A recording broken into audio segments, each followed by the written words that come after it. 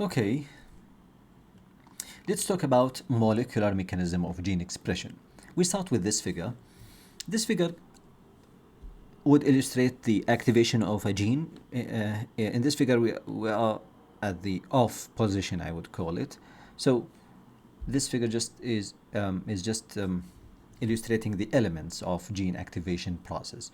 So here we have the protein kinase, the transcription factor, but it is inactive now. In this figure, it is inactive, and we have the RNA polymerase. You know, the transcription factor. The transcription factor, the is the protein that can activate a gene. That's the transcription factor. The protein that can activate the gene. Another part here is the RNA polymerase, which is inactive here, still inactive. What is RNA polymerase? It is the enzyme that synthesizes RNA from DNA when DNA is transcripted. So this is the enzyme that we use to synthesize RNA from DNA. Okay, another part here is the regulatory, I would say the regulatory region of DNA. This is the regulatory region. We have two parts here, the enhancer and the promoter areas. And finally, the gene itself and the coding part, I would say. But as we can see here in this picture, the gene is off. This gene, the gene is off. It's not working here. It's not transcripted. Why is that? Because the transcription factor is inactive. That's why there's nothing happening. Let's just talk about the gene. We have, you know, the part of DNA here. It has the DNA here for this gene contains both regulatory region, as we said, and coding region. This regulatory region has both enhancer and promoter elements, and that would actually, of course, initiate gene expression. And the coding region is directly transcripted into the corresponding RNA by the RNA polymerase when it is activated. But now there's nothing activated. Let's just move to the next step. So this is the next step. Gene turns on. So the protein kinase was activated actually. When it is activated, it phosphorylates the transcription factor. So the transcription factor would be activated by phosphorylation. As we said before, phosphorylation would activate or inactivate the protein accordingly. So here the transcription factor, when it is phosphorylated, it would be activated. So transcription factor is activated, gene is turning on. So the transcription factor is now activated because it has been phosphorylated by protein kinase. That would allow it to bind to the regulatory region of the gene. So what next? So next, gene production would happen. So the gene itself now is activated. Why is that? Because the transcription factor has bound to the regulatory region, as we said before, and in turn activating the enzyme RNA polymerase. So the gene is transcripted,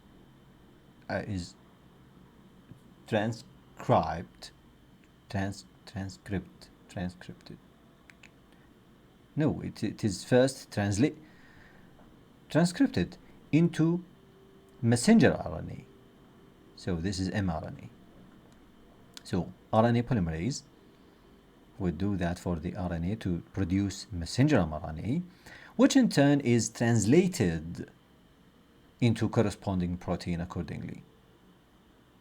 So this protein is thus the product of activation of this particular gene. Okay, protein kinase activating the the transcription factor. When the transcription factor is activated, it would bind to the regulatory region. When it binds to the regulatory region, it activates the gene that would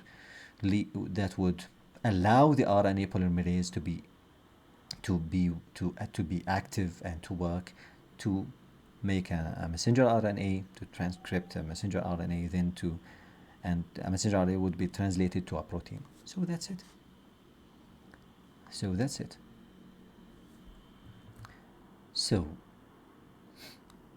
let's take a look at this thing. So third messenger activating a transcription factor for an early gene. That's what happened here. So this is immediate early gene, what's called. So some genes are known as immediate early genes. So shown here is a third messenger protein kinase enzyme activating a transcription protein, as we said before, or a fourth messenger that is capable of activating in turn an early gene. That's it. But that's not the end of this story. Because early genes activate late genes. How is that? In the top panel here, a transcription factor is activating the immediate early gene C-FOS. This is C-FOS, okay? And producing the protein product of C-FOS. This is it, FOS fifth messenger. Okay? This is a protein that is, translated by this process. While the C-FOS gene is being activated, another immediate early gene, which is C-JON, which is here, okay, is being simultaneously activated also and producing its protein, of course. This is JON, fifth messenger.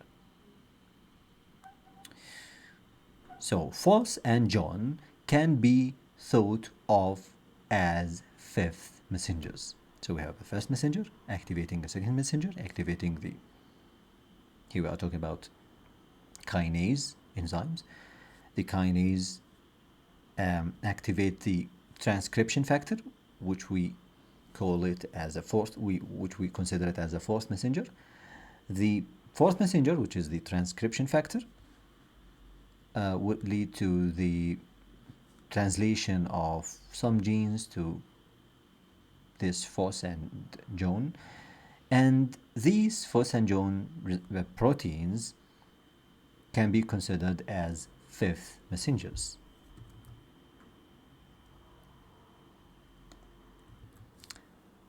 Okay. Once FOS and JON proteins are synthesized, they can collaborate as partners, okay, and produce FOS-JON combination protein.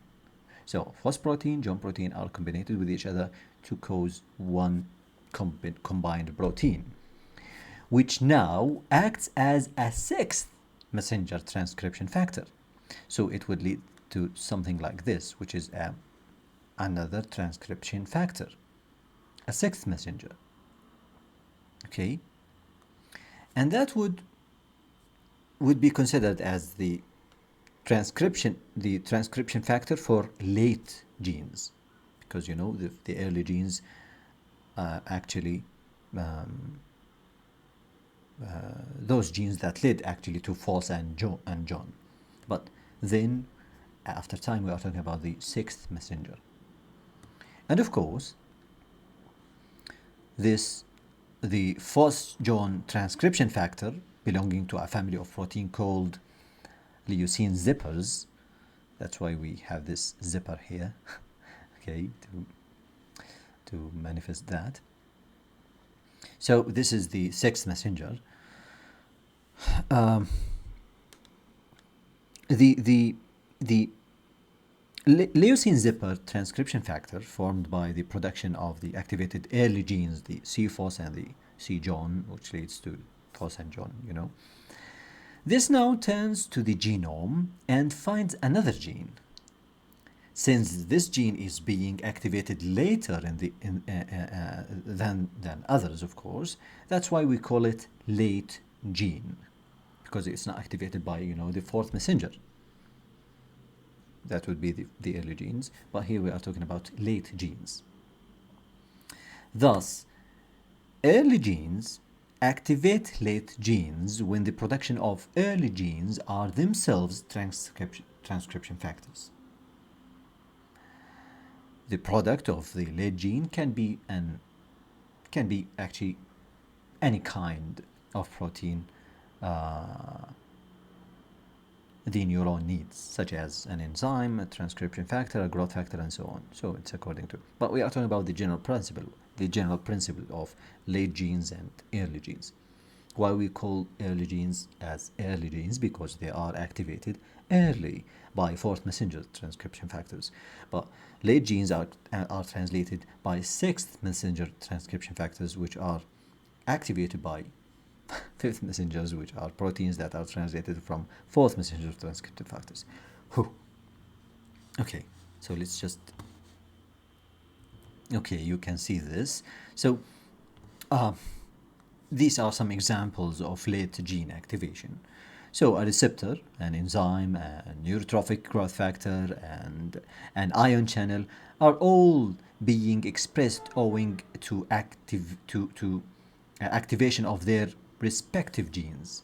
Such gene products go on to modify neuronal function for many hours or days.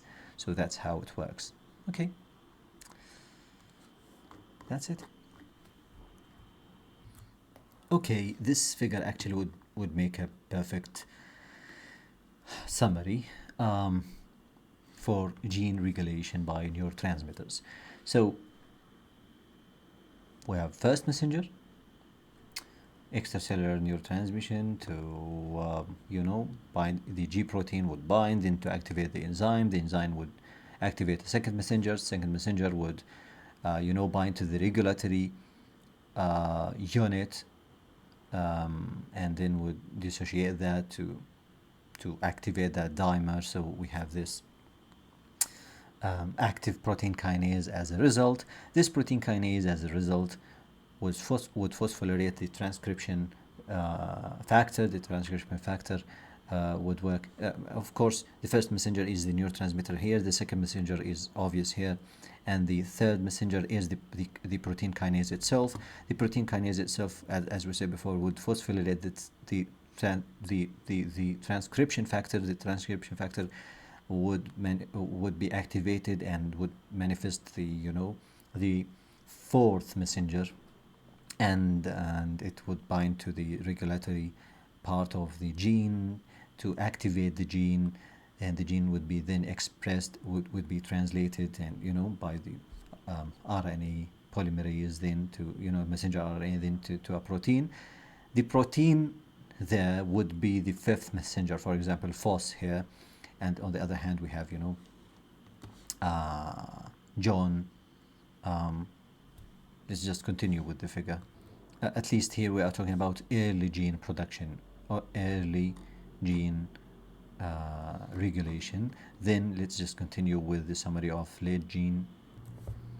So then let's assume that we have phos, and also we should have John as also a fifth messenger. Both of them would combine as a sixth messenger, as we said before, and to make a new transcription factor, which will lead to activation of the late gene that would produce late gene products and biological response. So that's it.